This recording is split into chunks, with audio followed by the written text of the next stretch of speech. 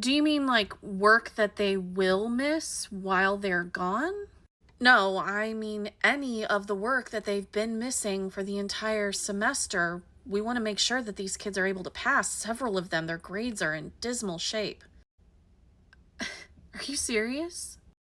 Yeah, what's the problem? Okay, I want to make sure that I'm really, really crystal clear on this. Okay. All of these kids actively chose to do something that they knew was wrong, damaging, and incredibly costly. It was a really bad choice, that's for sure.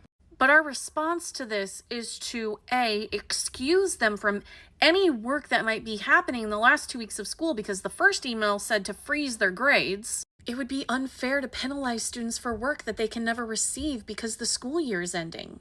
But on top of that, we are giving them an opportunity to sit at home and play their video games and then do some extra work to bring their grade up, even though they already had multiple opportunities while they were here and they chose not to do it. We have to do everything we can for these kids to pass.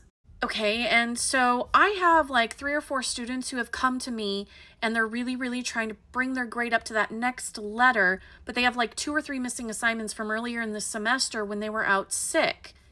Do I get to give them those assignments now? Did they have the opportunity to make them up when they came back from being sick?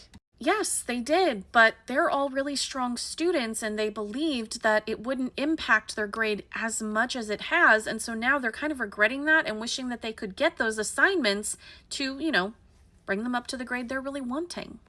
I mean, if they're not failing, no, they're not. They're all just right on the brink of going up a letter. Then honestly, I don't see it as something that's necessary to do. They can have the grade that they've earned.